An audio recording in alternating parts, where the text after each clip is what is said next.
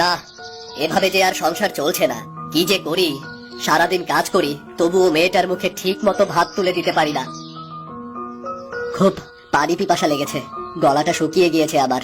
আজ গরমটাও বেশি, এখন পানি কোথায় পাই? আজ পানি টানতেও ভুলে গিয়েছিলাম। এদিকে খুব ক্ষুধাও পেয়েছে। ওই তো একটা নদী, আমি বরং ওই নদীর দিকে যাই, পানি খাই আর কিছু পানি নিয়ে যাই। ভাত খাবার সময় তো লাগবে।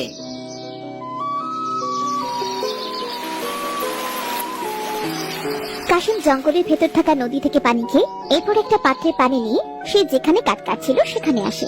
কাশিম সেখানে এসে যখন খাবার খেতে যায় তখনই সেখানে একটা বুড়ি আসে। বাবারে, আমায় দুটো খেতে দিবি বাবা, খুব খিদে পেয়েছে আমার, কাল থেকে না খেয়ে আছি।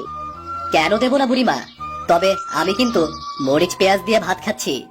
আমার তাতেই চলবে রে বাবা, তবে তোর এই খাবারে কি পেট ভরতো?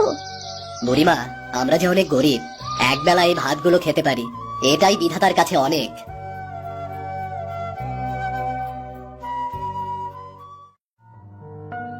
বাবা, তুই এই আপেলটা খা, তুই নিজে না খেয়ে আমায় খেতে দিয়েছিস, তোরও তো ক্ষুধা পেয়েছে বাবা। আমার লাগবে না বুড়িমা, তোমার যখন আবার ক্ষুধা লাগবে তখন বরং আপেলটা খেয়ে নিও তুমি, কেমন? আমার কাছে আরো আছে বাবা, তুই বরং আপেলটা খেয়ে নিস। আমি আসি এখন। এই বলে বুড়ি যখন চলে যাচ্ছিল তখন তার থলি থেকে ছোট্ট একটা বেগুনের চারা পড়ে যায়। আরে বুড়িমার থলে থেকে কি পড়লো? ওমা, এটা তো একটা বেগুনের চারা। বুড়িমা তো অনেক দূরে চলে গিয়েছে, আমি বরং দেখি বুড়িমাকে চারাটা ফেরত দিতে পারি কিনা। বুড়িমা, বুড়িমা, বুড়িমা, একটু দাঁড়াও। তুমি কি আমার কথা শুনতে পাচ্ছ?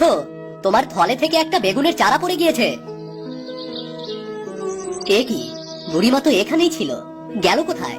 হারিয়ে গেল নাকি? এক কাজ করি, আরো কিছু সময় দেখি বুড়িমা ফেরত আসে কিনা।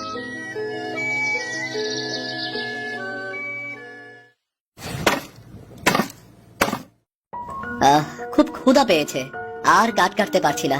আমি বরং আপেলটা অর্ধেকটুকু খেয়ে বাকি অর্ধেক মেয়েটার জন্য নিয়ে যাই। কতদিন যে হলো ফল খাই না, কবে ফল খেয়েছি মনে নেই। অনেক সময় তো অপেক্ষা করলাম, এদিকে বিকাল হয়ে এসেছে, আমি বরং বাড়ি যাই।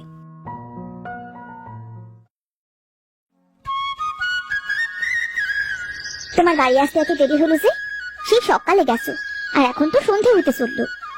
আর বলো না গিন্নি, একটা বুড়িমার সাথে দেখা হয়েছিল, তার জন্য অপেক্ষা করতে গিয়ে দেরি হয়ে গিয়েছে। বুড়িমার জন্য কেন অপেক্ষা করছিলে? তবে শোনো,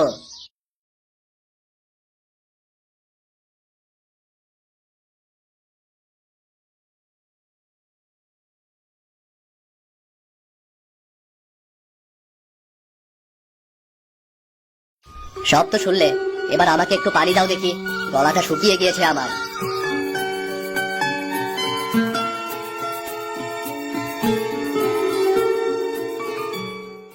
বাবা, এই বেগুনের চারাটা আমাদের জমিতে লাগিয়ে দাও। মা, তুই নে চারাটা বরং, তুই লাগিয়ে দিয়ে আয়, আজ আমার বড্ড কষ্ট হচ্ছে। ঠিক আছে বাবা। মায়া তার বাবার কাছ থেকে বেগুনের চারাটা নিয়ে তাদের সবজি খেতে লাগিয়ে দেয়। আর এরপর সে বাড়িতে চলে আসে। রাতে খাওয়া দাওয়া শেষ করে সবাই যে যার মতো ঘুমিয়ে যায়। পরের দিন এত অল্প জমি, তার উপর আমার সব সবজি চুরি করে নিয়ে যাচ্ছে, কি যে করি গিন্নি। আমাদের এই জমি থেকে যে ফসল ওঠে তা দিয়ে তো সংসার চালানোই দায়। মানুষ সবকিছু জেনেও সে কেন এমন চুরি করছে? তার উপর আমাদের সবজিও ভালো হয়নি এবার। সারা বছর যে কেমন করে চলবো একমাত্র বিধাতা জানেন। যাই হোক, বলি এবার বাড়ি চলো। ওমা, এই বেগুন গাছটা কোথা থেকে এলো গো? আমি কাল বেগুন গাছটা লাগিয়েছিলাম, সেটাই তো। একদিনেও তো বড় হলো কেমন করে? বাহ, একদিনে বেশ বড় হয়ে গিয়েছে। কি আশ্চর্য বেগুন গাছ এটা। যাই হোক, তোমরা বাড়ি যাও, আমি বেগুন গাছটায় পানি দিয়ে আসছি। ঠিক আছে, তাড়াতাড়ি আসিস কিন্তু।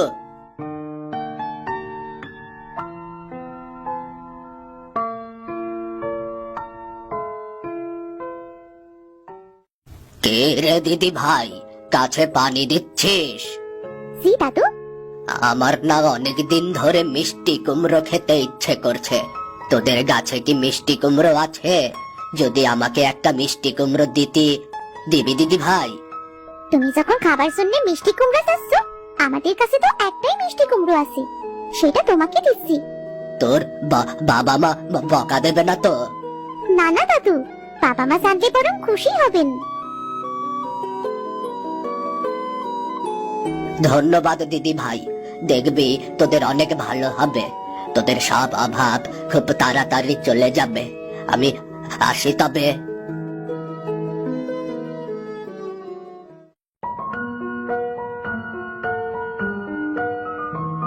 বাবা জানো, একটা দাদু এসে বলেছিল তার নাকি মিষ্টি কুমড়ো খেতে খুব ইচ্ছে করছে।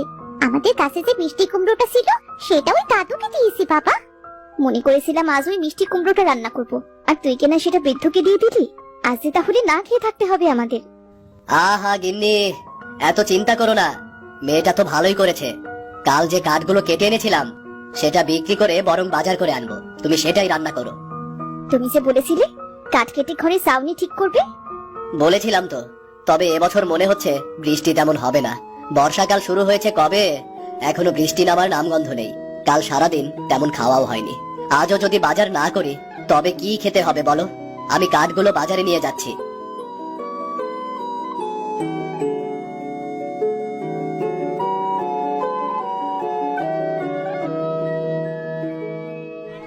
কাশিম কাঠ নিয়ে বাজারে যায়। তার কাঠ তেমন ভালো না হওয়ায় কেউ সেগুলো নিতে চায় না। কাশিম অনেক জনের কাছে কাঠ বিক্রি করতে চেষ্টা করে। শেষে একজন বলে, বলছি এই কাঠ তো ভালো নয়, একদম শুকনো কাঠ, জ্বালানি হিসেবে বিক্রি করা যেতে পারে। আমি তোমাকে এই কাঠগুলোর জন্য অল্প কিছু টাকা দিতে পারি। এই নাও 70 টাকা। চাচা, অনেক কষ্ট করে কাঠগুলো কেটেছি, 70 টাকায় হয় বলুন? তবে তুমি তোমার কাঠ নিয়ে যাও, আমি নিতে পারবো না বাবু। আচ্ছা চাচা, 70 টাকাই দিয়ে আমাকে।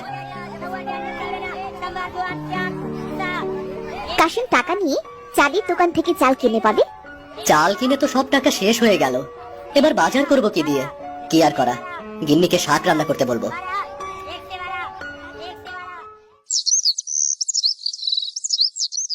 মা, পেটটা ভীষণ খালি লাগছে, আর একটু কি ভাত পাওয়া যাবে? তাছাড়া শুধু শাক রান্না করেছো? তুই তো দেখছিস রে মা, জমি থেকে সবজি চুরি করে নিয়েছে। একটা মিষ্টি কুমড়ো ছিল, তাও তো দিয়ে দিয়েছিস। কাল জমিতে নতুন সবজি হলে হয়তো আবার রান্না করতে পারবো। নে, আর দুটো ভাত নে। মায়া, তুই একটু ধৈর্য ধর, বিধাতা দেখবি ঠিক আমাদের সাহায্য করবেন। এরপর খাবার খেয়ে যে যার মতো ঘুমিয়ে পড়ে। পরদিন সকালে, মা বাবা, আমি সবজি খেতে যাচ্ছি, সবজি বড় হয়েছে কিনা দেখতে। আজ আমি শাক দিয়ে ভাত খেতে পারবো না মা। ঠিক আছে রে মা, যা।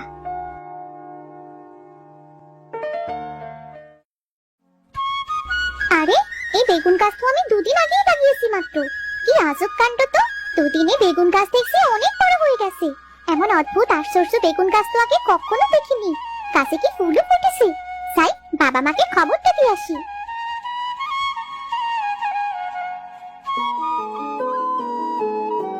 কি বলছিস? কাল তো দেখেছিলাম একটু বড় হয়েছিল বেগুন গাছ, আজ আমাকেও ছাড়িয়ে গিয়েছে। বেগুন গাছ এত বড় হয় নাকি? তুই মনে হয় স্বপ্ন দেখেছিস। আমি সত্যি বলছি বাবা, আমি স্বপ্ন দেখিনি। ওই বেগুন গাছে হাজার হাজার ফুল ফুটেছে। মেয়েটা যখন এত করে বলছে, তখন চলো না গিয়ে দেখে আসি।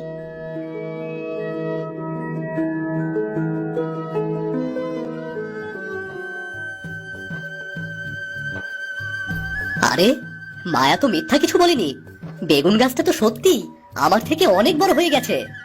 ওগো, গাছে শুধু ফুল নয়, ফলও ধরেছে দুটো। এমন আশ্চর্য বেগুন গাছ দেখবো ভাবতে পারিনি। সবই বুড়ি মায়ের আশীর্বাদ। মা দেখো, পটল আর মিষ্টি কুমড়ো গাছ কেমন শুকিয়ে গিয়েছে। কি আর করবো মা, বৃষ্টি না হওয়ায় ফসল সব নষ্ট হয়ে যাচ্ছে, নদীর পানি শুকিয়ে যাচ্ছে। মনে হচ্ছে কিছুদিন পর খাবার পানিও আর পাওয়া যাবে না। তুমি বলতে বলতেই দেখো বৃষ্টি শুরু হয়ে গিয়েছে। আমি এক কাজ করি বরং, আমাদের নতুন গাছে যে দুটো বেগুন আছে, ওই বেগুন দুটো তুলে রান্না করি গে। দাঁড়াও মা, আমি বলছি। সাবধানে মা, এই বেগুন গাছটায় কিন্তু অনেক কাটা। মায়া তাদের নতুন বেগুন গাছ থেকে বেগুনগুলো পারে। এরপর ভিজতে ভিজতে সবাই বাড়ি চলে আসে। বৃষ্টির পানিতে একদম ভিজে গিয়েছি। মায়া, মা তাড়াতাড়ি কাপড় পাল্টে ফেল, না হলে ঠান্ডা লাগবে। তোমরা কাপড় পাল্টাও, আমি রান্না করতে যাচ্ছি। ঠিক আছে মা।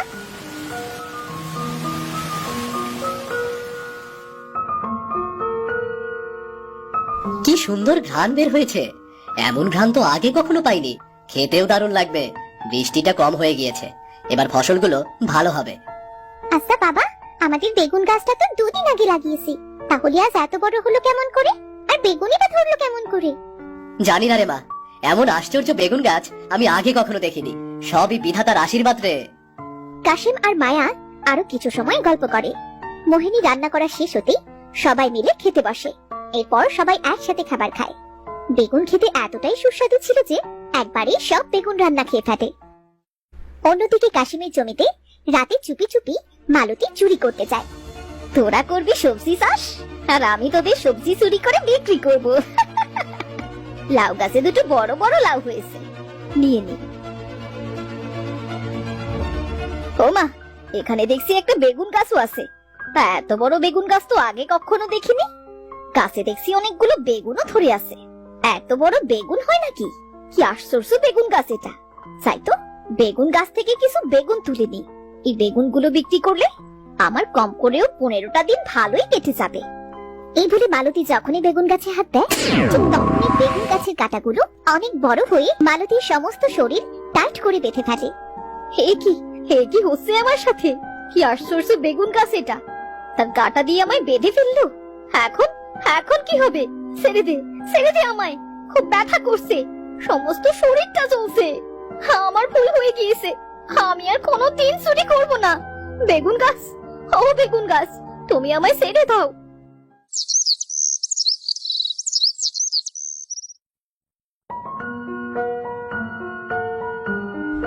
কি চাচি, তুমি? বেগুন গাছ তোমায় এমন আটকে রেখেছে কেন? আসলে মানে কি হয়েছে ভাবি? দাঁড়াও, আমি তোমাকে ছাড়ানোর ব্যবস্থা করছি। লাভ হবে না কাশিম, তুমি ওখানেই দাঁড়াও। এই বেগুন গাছ তো সত্যি আশ্চর্য গাছ, কেমন মানুষের মতো কথা বলছে। আমি কথা বলতে পারি মোহিনী, তোমরা গরিব কিন্তু অনেক ভালো, সহজ সরল, তাই আমি তোমাদের সাহায্য করতে এসেছি। তুমি অনেক ভালো বেগুন গাছ। এই যে মালতী, তুমি এদের অনেক চালিয়েছো। এরা তো এমনি গরিব মানুষ, সবজি বিক্রি করে কাজ কেটে কোন রকম একবেলা খেয়ে বাঁচে। আর তুমি এদের সবজি চুরি করো।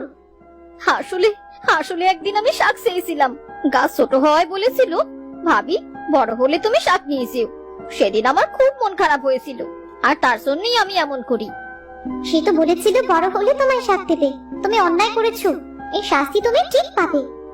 ছেড়ে দাও বেগুন গাছ, ওকে আর মেরো না, বেচারাটা মরে যাবে তো। তোমাদের জন্য ছেড়ে দিলাম ওকে, তবে এসব কথা কাউকে বললে তুই আর বাঁচবি না। আমি কাউকে কিছু বলবো না, নিজের জান বাঁচানো ফরজ। এই বলে মালতী সেখান থেকে দৌড়ে পালায়। বলি তোমার কাছে তো কত বেগুন ধরেছে, এত বেগুন তো আমি জীবনেও কখনো দেখিনি। আমি নিজেই দেখিনি, আর তুই দেখবি কেমন করে? সাধারণ বেগুন গাছ এত বড় হয় না, আমি তোমাদের সাহায্য করতে এসেছি, তাই এত বড় বড় বেগুন দেখছি। আরে এটা কেমন অদ্ভুত বেগুন গাছ, গাছে কত বেগুন ধরেছে। এবার তোমার সব অভাব দূর হবে কাশেম ভাই। কেমন করে অভাব দূর হবে? কাশেম ভাইয়ের ফসল তো চুরি হয়ে যায় ভাই। যতদিন আমাদের বেগুন গাছ আছে ততদিন আমাদের ফসল আর কখনো চুরি হবে না। দেখলে ভাই, বিধাতা যখন সাহায্য করে তখন এমনটাই হয়। কাশেমের সংসার তো একদিনেই পাল্টে গেল। এই গাছ তো জাদুর মতো, আমাদেরও যদি এমন ভাগ্য থাকতো। যাই হোক কাশেম ভাই, আমার কাছে শহরের এক লোকের ঠিকানা আছে, তুমি গিয়ে বলে আসো যে তোমার অনেকগুলো বেগুন আছে, সে কিনে নিয়ে যাবে।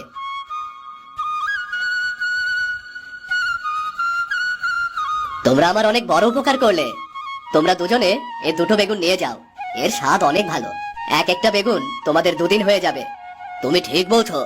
আচ্ছা, আমরা গেলাম, জমিতে আবার অনেক কাজ আছে আমাদের। রফিক আর রায়ান চলে যায় সেখান থেকে। কাশিম রায়ানের দেওয়া ঠিকানায় যে তার বেগুন বিক্রির কথা বলে। এরপর থেকে শহর থেকে গাড়ি আসে কাশিমের বেগুন কিনতে। বাবা বলি কাশেম, এমন আশ্চর্য বেগুন তো আমি আগে কখনো দেখিনি। এই বেগুন সব আমি নেব, বিনিময়ে তোমাকে টাকাও বাড়িয়ে দেব। আর এই নাও অগ্রিম কিছু টাকা। শহরের লোকেরা ট্রাকে করে বেগুন কিনে চলে যায়। সপ্তাহে একদিন তাদের বেগুন গাছ থেকে বেগুন তুলে বিক্রি করে কাশিম ও তার পরিবার ধীরে ধীরে সচ্ছল হয়ে ওঠে, আর তাদের অভাব থাকে না।